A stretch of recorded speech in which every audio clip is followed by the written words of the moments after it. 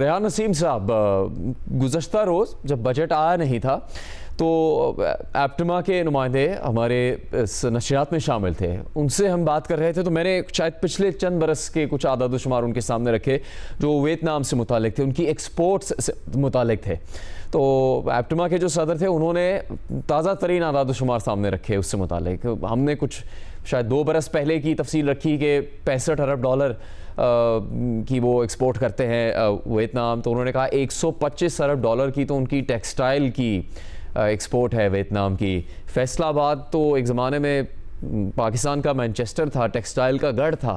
अब हम कहाँ खड़े हैं दुनिया की इस रेस में जहाँ बहुत छोटे छोटे मुल्क अरबों डॉलर कमा रहे हैं टेक्सटाइल एक्सपोर्ट करके।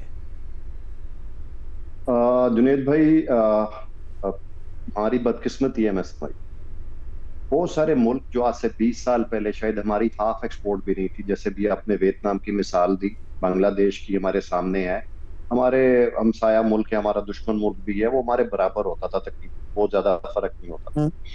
हम पिछले 20 साल से तकरीबन ऑलमोस्ट उसी लेवल पर प्ले कर रहे हैं, around 30 to 35 billion dollar exports कर रहे हैं, जबकि हमारे जो कंपटीटर कंट्रीज थे वियतनाम की, आप हैरान होंगे कि टोटल एक्सपोर्ट जो है अराउंड 453 बिलियन डॉलर्स पे चली। तो और पाकिस्तान वहीं पे हम 30 to 35 बिलियन, जिसमें टेक्सटाइल का शेयर जो हम 55% कहते हैं, वो तकरीबन 18 से 19 बिलियन डॉलर इस साल रहेगा। अब ओवरऑल देखें, जो हमारी सबसे ज्यादा एक्सपोर्ट्स वो टेक्सटाइल की हैं, जिसको हम 55 to 60% हमेशा कैलकुलेशन में अपनी करते हैं, लेकिन ओवरऑल जो वर्ल्ड में हमारा टेक्सटाइल शेयर है दैट इज अराउंड 1.2%। आप इससे अंदाजा करें कि हम दुनिया से बहुत पीछे रह गए। अब उसकी बहुत सारी वजूहात मैं समझता हूँ। एक तो उसमें आप जो हमेशा हम बात करते हैं कि लॉन्ग टर्म पॉलिसी का ना होना। पिछले चंद सालों में आपने देखा जो इलेक्ट्रिसिटी की प्राइसेस जिस लेवल पर गई, जो बैंक मार्कअप जो रेट गए, मुझे बताएं, प्राइम मिनिस्टर साहब, वजीर खजाना साहब ये खुद बात करते रहे और करते हैं कि आज भी जिस रेट पे बिजली है, इंडस्ट्री सरवाइव नहीं कर सकती, आपकी एक्सपोर्ट्स नहीं बढ़ सकती। देखें, आपका 65 रुपए यूनिट चला गया था, आज वो अल्लाह का शुक्र है कुछ कमी आई, लेकिन अगर हमने कम्पीट करना है तो हमने अपनी बिजली का रेट एक्सपोर्ट नहीं कर सकते, अपनी एनर्जी कॉस्ट, अपनी बैंक पॉलिसी रेट एक्सपोर्ट नहीं कर सकते। हमें कम्पिटिटिव रहना है विद आवर कम्पिटिटर्स। तो अगर बांग्लादेश या वियतनाम के अंदर बिजली का रेट 8 सेंट है, हिंदुस्तान के अगर 8 सेंट है, तो हम क्या एक्सपेक्ट कर सकते हैं कि हमारी कुछ 13-14 सेंट की बिजली पे हमसे कोई माल खरीदेगा? क्या पॉलिसी रेट जो आप शुक्र अल्हम्दुलिल्लाह 11% पे है, बट स्टिल जब स्प्रेड करते हैं तो अराउंड 14% के ऊपर चला जाता है।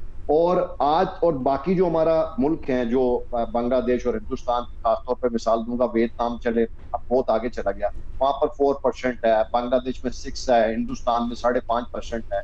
तो हम क्या कम्पीट कर पाएंगे? हम इसी स्लैब में खेल रहे हैं और हम शादियाना भी बजाते हैं कि जी हमने बड़ी एक्सपोर्ट्स बढ़ा ली।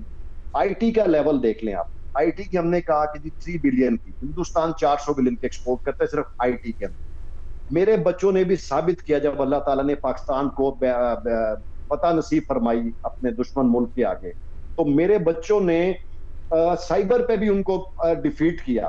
तो मेरे बच्चों के पास टैलेंट की कमी नहीं, मसला हमारा यह है कि हमारी पॉलिसी की कमी है।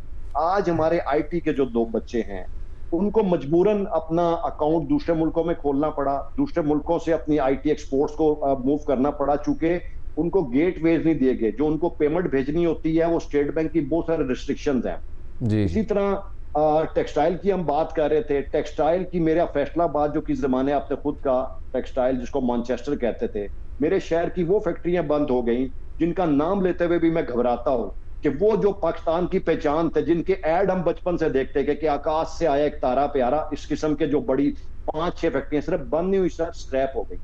ठीक है, हम दोबारा अल्हम्दुलिल्लाह एक साल से इकोनॉमिक स्टेबिलिटी की तरफ आए और हम बहुत सारी चीजें, जैसे भी इरफान भाई ने कहा, एक्सपेक्ट कर रहे थे कि टेक्सटाइल के ऊपर स्पेशल इंडस्ट्री के लिए एक स्पेशल पैकेज आएगा।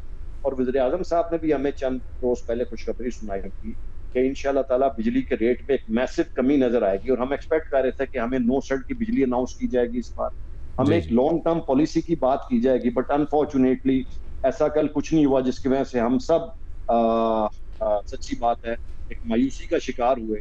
और हम बहुत ज्यादा ऑप्टिमिस्टिक थे, खासतौर पर जो हमें अल्लाह पाक ने ये फतह नसीब फरमाई थी और पूरी कौम जद्दोजहद पे कटी मुतहद थी। और जैसे हमने दिफाई तौर पर दुनिया को साबित किया कि हम बहुत जबरदस्त हैं और हमें अब मुआशी इस्तेकाम की तरफ जाना था, दुनिया को बताना था मुआशी तौर पर भी बड़े स्ट्रॉन्ग हैं, लेकिन अनफॉर्चुनेटली बजट में ऐसी कोई तजवीज नजर नहीं आई। उड़ान पाकिस्तान $60 बिलियन की एक्सपोर्ट्स की बात हम टारगेट पे, और हम बड़े पुरुमीद थे।